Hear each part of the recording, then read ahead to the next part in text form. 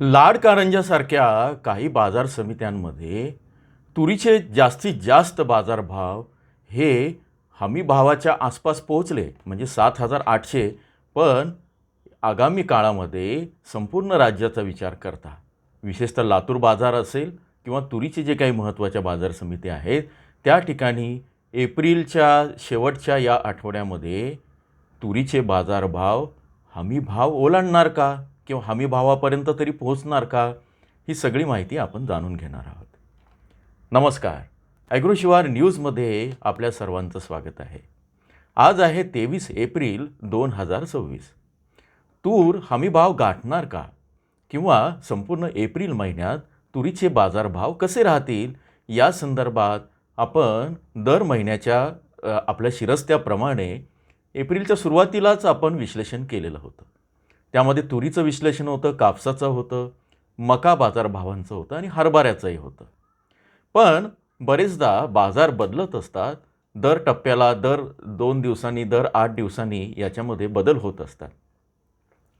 सध्याच्या घडीला राज्यातल्या तुरीची आवक जर बघितली तर संपूर्ण आठवड्याचा आढावा घेतला तर साधारण 30 ते 35 हजार क्विंटल आणि काही वेळेस ती 25,000 क्विंटल आलेली आहे.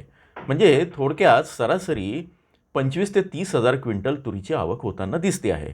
अनेक शेतकरी आजही तूर विकण्यासाठी वाट पाहत आहेत. दुसरीकडे नाफेडला किंवा सरकारी खरेदी जी आहे हमी भावाची, तिथे अनेकदा अडचणी आलेल्याचं दिसून येत आहे. हरभऱ्यामध्ये पण ही अडचण आली आणि तुरीमध्ये सुद्धा ती अडचण जाणवली आहे.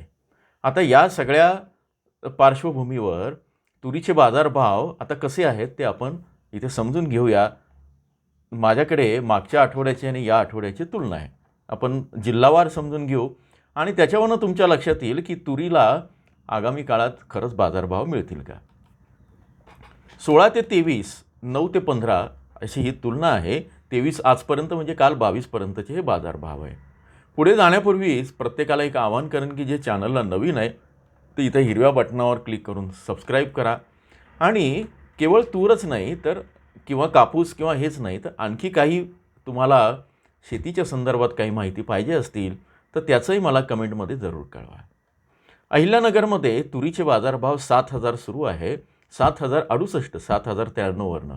इथे अगदी 0.5% घसरण आहे, पण मागच्या वर्षीपेक्षा तूर 2% वाढलेली आहे.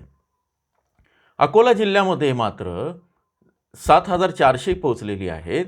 इथे मागच्या वर्षीपेक्षा 5% वाढ आहे, पण मागच्या आठवड्याच्या तुलनेत 1.5 ते 1.25% घसरण आहे.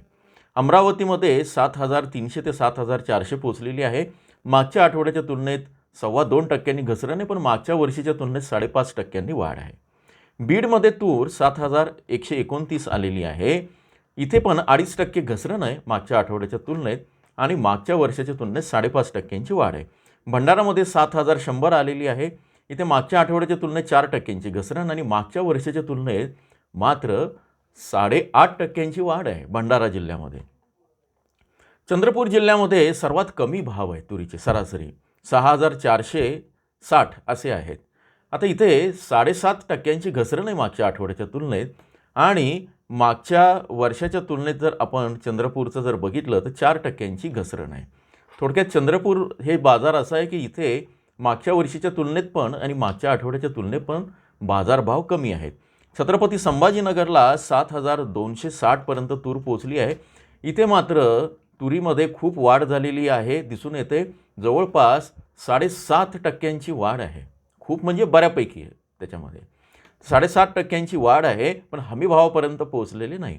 6,700वरनं 7,260वर पोहोचली आहे. मागच्या वर्षीच्या तुलनेत 9% वाढ आहे. मागच्या आठवड्याच्या तुलनेत 7.5 ते 7.25% वाढ आहे. छत्रपती संभाजीनगरला तुम्ही तूर विकणार असाल तर या सगळ्या याच्यामध्ये वाढीचा ट्रेंड आहे. धाराशिवमध्ये 7,300 सुरू आहे. 2% वाढ आहे मागच्या आठवड्याच्या तुलनेत आणि 6% मागच्या वर्षीच्या तुलनेत. इथे वाढीचा ट्रेंड आहे धाराशिवमध्ये. धुळ्यामध्ये 6,000वर तूर आली आहे. 6% घसरण, मागच्या वर्षीच्या तुलनेत 2% घसरण आहे. हिंगोलीमध्ये 7,200 पर्यंत आलेली आहे. 2% घसरण आहे मागच्या आठवड्याच्या तुलनेत आणि मागच्या वर्षीच्या तुलनेत मात्र वाढ आहे 4.1%. आता सगळ्यात महत्त्वाचा बाजार जो आहे तो जालना, आणि लातूर. तर लातूरमध्ये 7,380वर आलेली आहे. साधारण 0.5% घसरण आहे आणि मागच्या वर्षीच्या तुलनेत 4% वाढ आहे. लातूरला तुम्ही तूर विकणार असाल तर फार काही फरक पडणार नाही, 5-10 रुपये इकडे तिकडे होतील, पण इथे बाजारभाव स्थिर राहतील या सगळ्या याच्यामध्ये असे संकेत मिळत आहेत. जळगावला 6,570 आलेली आहे. इथे 5% म्हणजे 0.5% घसरण, मागच्या वर्षीपेक्षा भाव चांगले आहेत 6%. जालन्यामध्ये 7,425 झालेली आहेत. मागच्या वर्षीच्या तुलनेत 5.25% वाढ आहे आणि मागच्या आठवड्याच्या तुलनेत मात्र 2.5% घसरण आहे. जालन्यामध्ये एकूण बाजारभाव जे आहे ते स्थिर राहण्याची शक्यता आहे.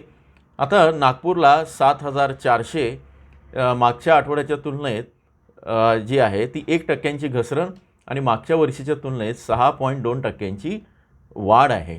त्यामुळे नागपूरला बाजारभाव थोडेसे घसरत असले तरी ते स्थिर राहण्याची शक्यता आहे. नांदेडला मात्र 4% घसरण आहे, 4.25% घसरण होऊन 7,050वर आलेत. मागच्या वर्षीच्या तुलनेत 4.5% वाढ आहे. आता नंदुरबारला जर तुम्ही तूर विकत असाल तर नंदुरबारला मागच्या वर्षाच्या तुलनेत 17% घसरण आहे. मागच्या आठवड्याच्या तुलनेत 19% घसरण आहे. 6,100वरनं 4,925वर आलेले आहे. नंदुरबारमध्ये तुरीचे भाव वाढण्याची शक्यता कमी दिसत आहे आणि जे आहे ते तर अतिशय कमी आहे. नाशिकमध्ये 6,400वर आलेत, इथे पण घसरण आहे.